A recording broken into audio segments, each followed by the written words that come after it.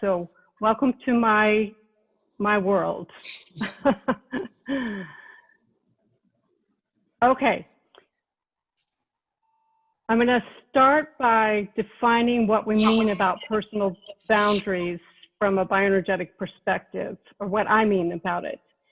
And oftentimes we think about boundaries in our world, people talk about it as limits, setting limits. And in bioenergetics, we actually have expanded that definition. And thank you to Terry Hunt, who is here, for his definition, which I use, that boundaries are transactions at the point of contact. So any point of contact between me and really actually anything else, or for that matter, it's inside my body even. But really we're talking about the place where I meet with another, mostly it's human being, but it can also be with animals or with the natural world as well. So our definition includes both setting limits, like we did with our hands pointed, our palms pointed out, and also the reaching out. So reaching towards is a boundary as well. And when the boundaries, when the transaction is between equals, it involves a negotiation, which often is unconscious, but nonetheless, there's a negotiation. Now, if the boundary is not between equals, or there is a situation such as we have seen in the past week where somebody has more power than the other, like the police has had power over people, lots of people they have power over, then it's not a negotiation, sometimes because it's not an equal footing. And also parents with their children are often not negotiating the boundary. They're saying, I'm in charge and these are the rules. Generally, the negotiations are unconscious. We're not discussing them with the other person. It just happens. And our boundaries impacts our satisfactions in all of our relationships, whether it's a brief encounter of you meet somebody walking down the street and you look them in the eye or nod, or how you pass them, or if it's a lifetime relationship with another person, those boundaries impact how satisfying those connections are. And the boundaries that we're talking about are fluid and changeable from moment to moment to moment. And that's actually part of the reason why I like that exercise of one hand facing out and one hand reaching, is because there's a lot of possibility for fluidity and changes in that. At one moment, I may want somebody closer to me, and at the next moment, I may want more boundary with them, with that same person. So the boundaries can change. And we can change our mind about how close or how much connection we want with another being from moment to moment to moment. So the history of working with boundaries in bioenergetics. Here we have Alexander Lowen, and he, on the slide on the right, and he did not use the term boundaries so much. He was focused on the energetic processes within a person. However, he was talking a lot about boundaries, and he coined the phrase, you have to be able to say no before you can say yes in a relationship and to life. So he was certainly talking about boundaries, was certainly part of his understanding, but he didn't use that term. Frank Ladke, who is pictured here with Lowen, who was a colleague and very connected with Lowen, brought the term boundaries into bioenergetics, and Frank did some wonderful work with boundaries with people. So I credit Frank Ladke for bringing the term boundaries and the work with boundaries into our bioenergetics. This is a quote from Patrizia Moselli, who is a CBT and an international trainer in the IIBA from Italy. She wrote an article titled from intersubjectivity in the construction of boundaries. And she says, we work on the body, taking into account the various stages of development and the type of trauma. Only through contact with full awareness of one's body can one meet the other. We meet the other without margining or confusing ourselves with him or her. We must have a clear perception of our boundaries. Our yes or no to life, therefore, arises from the perception of having boundaries well-defined, but open and flexible. So that's kind of, in the modern bioenergetics, what we're going for is having boundaries well-defined, but open and flexible. So what is it that makes boundary issues complicated for we humans? It seems relatively simple, right? You want somebody close to you, you have closeness with them, you want them to stay away, you keep them away from you. It should be simple, right? Well, in fact, what happens for most of us, we can go on to the next slide, is that boundary patterns are formed in our childhood experience, both how our primary caretakers responded to us and what we observed in their behaviors regarding boundaries. So here we have a picture, lovely picture of, it looks like a mother and child being connected and close with one another. And presumably the child has reached out for the mother, or maybe the mother's reached out for the child, out of wanting closeness, wanting connection, and they're having it. And you can see we can see on both of their faces, there's a lot of pleasure there. So that connectedness brings joy and pleasure for both people in a good experience. Now, for a lot of us, for most of us, some of the time, if not most of the time, it didn't go that well. So maybe we reached out, and instead of our parent reaching back for us, they rejected us. And this starts from early,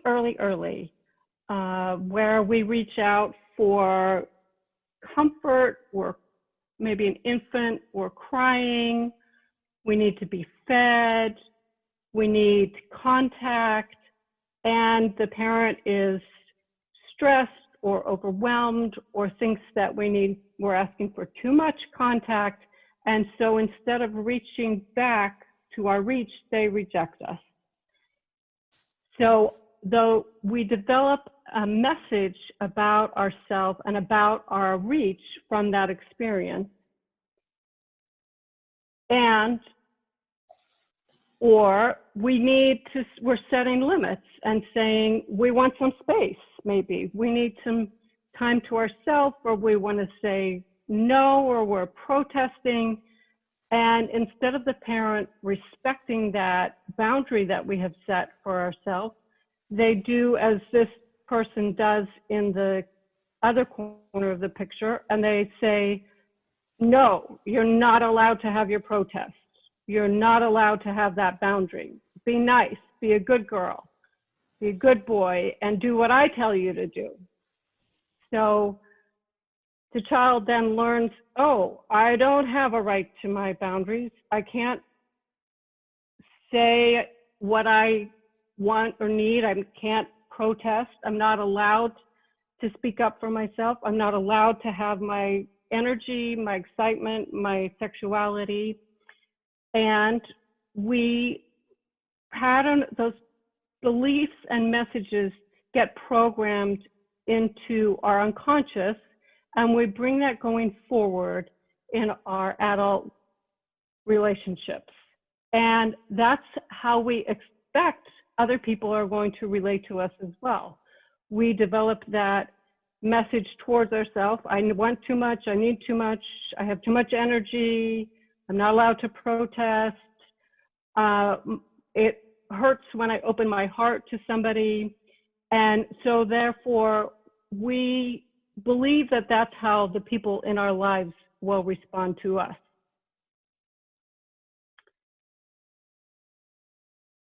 There are a variety of types of personal boundaries that I have identified and other people have identified as well.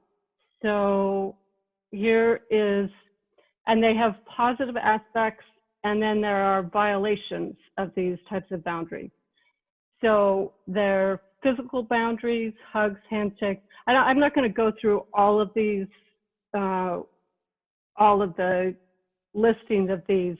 You can read them, and you can come back to this later and look at it for yourself. But physical boundaries, there are mental boundaries, which have to do with judgments or compliments, that kind of thing. Emotional boundaries, where we're giving of our own emotions in response to another person. Spiritual boundaries, things like love or indifference or hatred actually can be a spiritual boundary or spiritual violation for a child. Energetic boundaries, sharing our time and attention, and worry and anxiety become energetic violations. If we're worrying about our adult child, that can violate our sense of confidence in them. And then internal boundaries. So positive self-talk versus negative interjects from the past. And I actually work a fair amount with that with people, so with my clients. I'm going to come back to that a little bit later. But I like to identify that as a particular type of a boundary that we work with. Okay, any questions so far? We good? Okay. I have So a the quick value. question, Laurie. Okay, go ahead. Yep. If one tends to violate another person's boundary, what is the relationship to feeling to, what is the connection between one's tendency to violate another's boundary and then feel some other boundary of themselves violated? Is there like a relationship that if I constantly feel that a certain boundary of mine is being violated, I'm probably doing the same in that relationship or doing something little different, but some violation of some sort? So if somebody's violating my boundaries, I'm probably violating theirs as well, or I'm violating my own boundaries? No, theirs as well. Theirs as well. Possibly, not necessarily. Okay. Yeah, not. Some people are, in some circumstances, we are a victim of somebody violating our boundaries, and that is just the truth, that we sometimes are a victim. Okay. Oh, wait a minute. Yeah. Bring your shared window. Sharing is paused. Ah, bring your shared window to the front.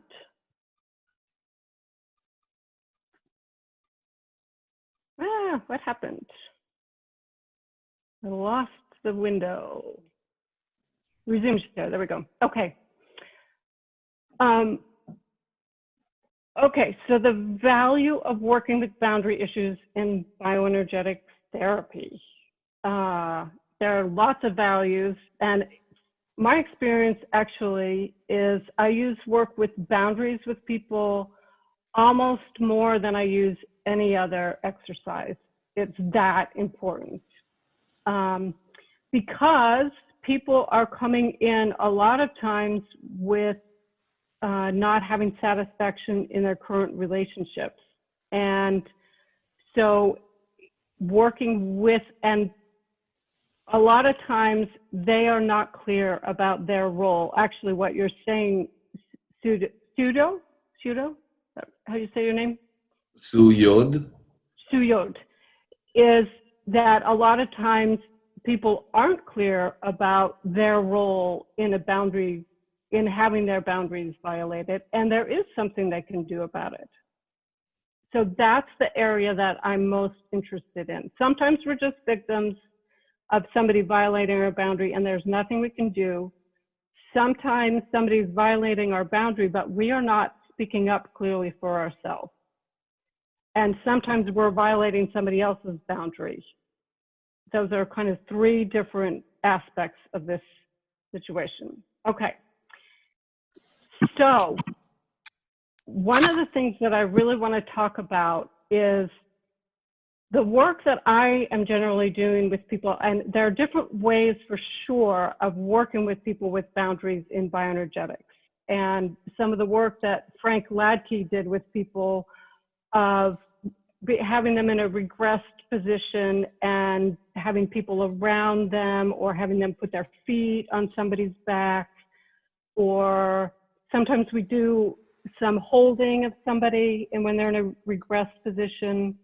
And that's very important work, and that's a little bit different than the kind of specific type of work with boundaries that I want to talk with you about. What I'm focusing on is these kinds of the three basic exercises: palms forward, reaching out, and one hand boundaried, one hand open. Those are the exercises that I use the most with people, and here's why. It has to do with what's happening in their present life. And a lot of times, I'm sure all of you who are therapists know that we have a lot of times people come in and say, my husband did this to me, or my children are doing this to me, or this is going on with my relationships at work. And it's in the present, and they need help how to negotiating those relationships, negotiating those transactions. They are not good at it. They have not been trained to negotiate transactions. They don't even know that they have that possibility to negotiate the transactions. And they may experience themselves as victims when they are not victims. So I work with this. When you have a person stand up and make their boundary like this, it links their present situation to their past. And what will happen is a feeling will come up, or a belief will come up, or a memory, or a fear, and it flushes it right to the surface. And working with people with their bodies is such a great way of doing this, because we could sit here and talk with people about it from now till kingdom come, and that stuff wouldn't come up, or wouldn't come so quickly. The other thing that happens is I'm going to skip over these a little bit about the nonverbal communications. So I'll say to somebody, okay, stand up, and we'll do a little grounding. I'll show you what will happen sometimes. And put your hands going forward, and they'll do this, right? So they'll get back, stay away from me. So there's an incongruence between what their voice is saying and what their body is doing. And the people in their world are picking up on what their body is doing, maybe certainly as much as, and maybe more than what their voice is saying. So it's not an effective communication. And I can see that by them doing it and point that out to them, and we can correct it immediately. And again, if we're just sitting there and talking about it, that would not be in their awareness at all. And it wouldn't be, I wouldn't know, wouldn't be in my awareness. So I can correct the nonverbal communications, because we are communicating. More communications get passed through our body language than through our verbal speech. It's really important that people's body language matches what they're trying to say and express to their world. Okay, now the other thing about working in this way with people is it provides an opportunity to shift the impact of traumas from past boundary violations relatively quickly, and not easily. It takes repeated work over and over and over again. But rather than focusing on the trauma itself, we're focusing on a resulting problem that has emerged in their life from the trauma. So if somebody has had a violation, which most of our clients, or a lot of our clients, have had boundary violations, we can, and it's caused a trauma, then by working with them in this way, we can address that aspect of the trauma and shift something in their life in a very real way that gives them more satisfaction in their relationships, more of a sense of agency, more of a sense of strength in their ability to address their world.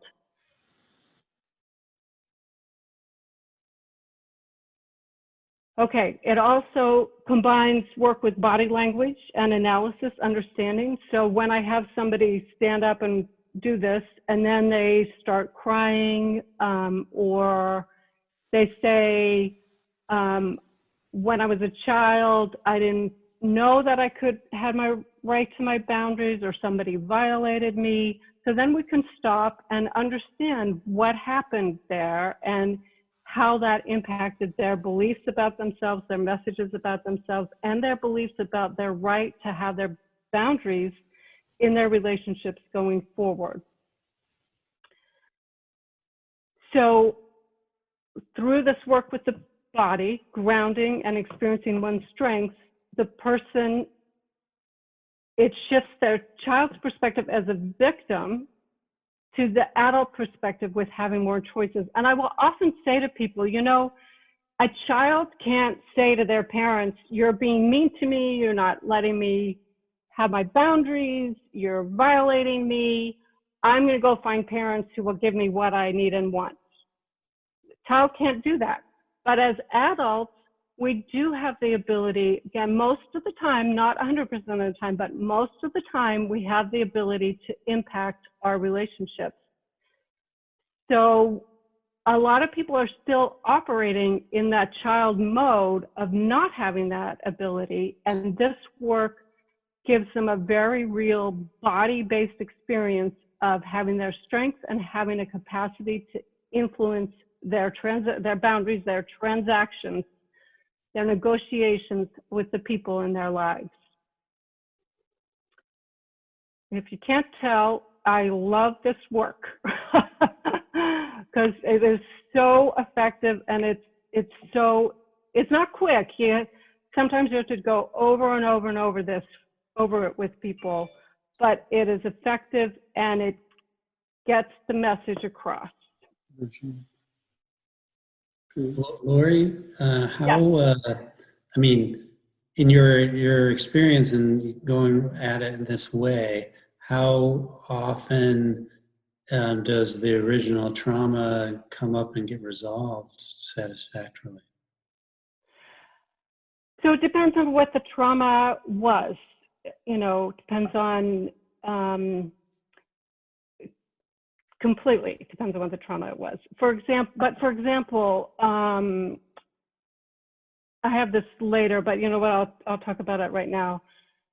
I have a client that was very, very, very traumatized as a child, and every way you can imagine, physically, sexually, spiritually, energetically, emotionally, the whole gamut. And she has a very difficult time. One of the things that happened during that trauma was her father said to her, if you protest, I will hurt you worse. If you go against me or you say no to me, worse things will happen. So she learned, don't protest, right? So when I first started working with her, she was in a relationship with a man who was abusive towards her. And then she was, finally, she got out of that. But then she would be in these situations, she'd come in and tell me, well, I went to this guy I kind of know showed up at my house, and he came in and he violated me. And I was like, what? You know, like it took, and I said, you know, you can say, no, I don't want you here, or don't put yourself in a situation with men if they come to your door, don't invite them into your house. You have agency about how much you have people close to you. And so now it's been years since she's had somebody violating her in that way. Okay, now, does that heal all of the original wounds of the wounds of the original trauma? No, of course, there's more work to be done about that, but it heals one of the, let's call it a result of the trauma. Okay, makes sense? So the boundary messages, boundary beliefs become a byproduct of the trauma. And by correcting that, by working with that, at least we can have them the person not continue to be in those situations where they're being traumatized going forward. Does that make sense? Yeah. Great, thank you. Okay, any other questions? Okay.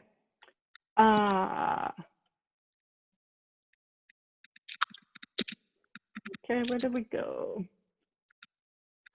Okay, common barriers to having healthy boundaries. A lot of people have a message, again, these are all rooted in childhood experience. My job is to please others, focus on the happiness of others rather than on my happiness. A lot of people, especially a lot of women, I think, are really wrapped up in that, seeking approval from others. And again, that need for approval as children get their basic self-esteem and messages about their self-worth and their value and their identity from their parents. So they need their approval, the messages, the approval, the beliefs about who they are and their value they get from their parents. If it's negative, then they continue to need approval from others and to be seeking that, valuing that rather than having a solid sense of their own self-esteem and their value from inside themselves. So people will do a lot, allow their boundaries to be violated out of that seeking approval. Also the fear of the retribution for setting limits, like I talked about with my client. Belief that I don't deserve to need or want from others. Is that familiar to anybody? Yeah. Again, if we got that message in childhood, then continue to have that belief. And conversely, perception that domination is the only way to be in a relationship, fear of vulnerability. So this is for the people, some people violate other people's boundaries. And that can be what underlies that situation. So history of boundary violations and or neglect leads to expectations of this. And people will accept things that they really should not be accepting in their current relationships. They need help and support to stand up for themselves and to practice it over and over and over again and to have a different message about themselves. Ways I work with boundary issues. So this is this is my standard go-tos are hands out to protection, reaching out for connection or giving. Yep, you can join with me again if you want. And then the other one that's not on here that I actually developed in response to one of my clients who tends to wear her heart on her sleeve. You know, she came in telling me, my friend's sister's daughter's baby is in the hospital and I'm terribly upset. And I said, well, okay, and this is a repeated pattern. Okay, that's good that you can feel compassion, and you need a little bit of boundary because otherwise you're going to be upset all the time, right? So some compassion and some boundary.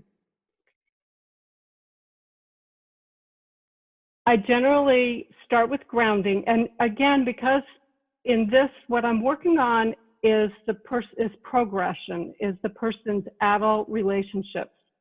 So start with grounding. I almost always have them stand up to do this work. Identify what is their area of growth. And I was thinking about, as I was thinking about the presentation, how to talk with you about when I get the sense that boundaries is the work that this person needs to do. It generally has to do with when the person is bringing me an issue about their current relationships, that something that they're upset about, that's not working for them. And I can tell that they are allowing another person to invade too much in them. Maybe they are invading too much with another person in their life, and that they don't have a sense of their ability to make their boundaries in their life. So I'm identify kind of inside myself, but I don't talk with them about this. I just identify in myself, what is it that's going on here? What's the area of growth? What's the crux of the boundary issue for them? What's the pattern? And I use that assessment to determine which exercise to use. And once we use the exercise, I observe, is their body language consistent with their expression? And I make sure their voice matches their physical expression. So in other words, again, if I'm having somebody, the issue is about reaching out and they're saying, I need something, please help me, please. The voice is not expressing like they really mean it. And most people need a lot of work on this, on connecting their voice with their body language with conviction. And I will challenge them on it because their world is going to challenge them on it. So I'm going to stand in for their world. And I'm going to push them around expressing with conviction so that what they're vocalizing and the physical match, and like they mean it. And I will like come closer to them, get in their space so they can really say, get away from me, and until I get that they really mean it. And people need a lot of practice with this because they have been afraid from their childhood experience. They've gotten the message it's not okay. So again, it takes a lot of practice. And then I see what comes up for the client and work with that. Sometimes they'll start crying, sometimes they'll share a memory about the past, something that happened, that kind of thing. Okay, so here's a therapist with somebody who has very strong boundaries. Kind of, that could be a metaphor for their defenses, their muscle tensions. Okay, case examples. Talked about the first one, the client who was punished for setting boundaries as a client. I have a client whose daughters have violated her boundaries consistently, and it's taken a lot of work to get her to see that she has a part in not allowing her daughters to violate her boundary. They'll ask her to go to the store for them to run an errand that's an hour away. And she'll say, I went, but I was so upset, it messed up the whole rest of my day. And getting her to see she has a choice about not doing what her daughters ask of her. Taken a lot of work, but we've gotten it. Last week with one of my clients, she said to me, something happened, she was with her husband.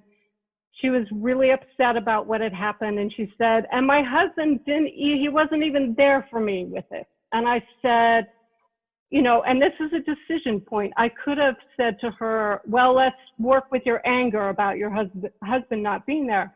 But instead I thought to myself, you know what, this is a boundary issue. I said, did you ask him for what you wanted? How would you have liked for him to show you he was there? She said, oh, well, I really wish he would have given me a hug. I did you ask him for that? Why not ask him for that? And let's practice asking, can you give me a hug? And not expect that your husband knows what you need. Also, here's where the negative internal messages comes in. So a lot of times people have internalized the negative things their parents have said to them. You're not good enough. You're never going to amount to anything. Whatever you do, you're going to be a failure at it. And what I will do with them is either I will stand in for the negative message, the negative interject, or I'll have them maybe put the parent somewhere in the room and make a boundary to the negative part of them. So sometimes, I would say, you're never going to amount to anything. You're no good. Everything you do, you're a failure. And I'll have them put up their hands and tell me no. And again, till they really mean it, so that they can start having that internal boundary to the negative in themselves. And then the other part that's nice to work with is having them develop some positive messaging and speak that to themselves instead. Okay, any other questions? Doing okay? Okay, just a couple of other slides and then we're going to finish up with this part. So current culture issues regarding boundaries. The COVID, it's brought up various boundary issues for people in terms of staying at home. Some people are aware of needing to make space for themselves with their family because everybody's home together, whereas other people are home alone and need to reach out more than they're used to. In the Me Too movement, we are seeing a lot of the classic male-female boundary issues that are damaging to everybody. So women are encouraged to be submissive and not get angry and look to men for their self-worth, self-esteem, and men are rewarded for being dominating. And that ends up with a bad combination. So women need to be better at having their self-esteem in themselves, not looking to men for that, and being strong, expressing themselves assertively. And men need to practice being vulnerable and tolerating all of their emotions. In race relations, we're seeing that right now in spades. White people have dominated Black people in slavery, and the economy was based on that. And currently also in COVID, people of color and immigrants are being hit more severe, and Native Americans are being hit more severely by this, partially because of the positions that they've been in the society for generations. The US was founded by people fleeing religious oppression, but in the process we have oppressed Native people. That's a boundary issue right there. And the values that this country was founded on of independence and individualism, which is contrary to supporting community, softness, vulnerability, reaching out, asking for what we need and want. Okay, I'm going to pass by the boundary issues by character type. That's the next, that's the advanced seminar. But just so you know, we can look at the different character types, and sometimes with somebody in your life, if you're having boundary issues, it helps to understand what their character type is and what yours is, because you're going to have patterns of boundaries based on those character issues. This is a nice slide that I found that talks about signs of healthy boundaries and is pretty comprehensive. I'm going to go, you guys can come back to this later if you want to see it more. Okay, these are some references from some of the current writing in the bioenergetic world. There's some really good articles there. And then the last thing is, these are some of my favorite teachers about boundaries. This dog was called Loki. He's not with us anymore. And this dog, as you can see, is he was adorable. And people would come up to him and want to go, oh, can I pet him? Can I touch him? and he did not like to be touched by people he didn't know. So his boundary message was very clear: just because I'm cute doesn't mean you can touch me. And then the next one, this is my current dog, Maya, who is also adorable. She loves people and she'll be petted anytime, but if you brush her or get anywhere near her nails, she's gonna growl and let you know. And she mostly gets along well with other dogs, but if they growl at her, she's gonna come right back at them. So animals are usually quite clear on their boundaries. And then for the cat lovers, this is my cat, Jilly, who she liked connection, but on her own terms. So that's what I got.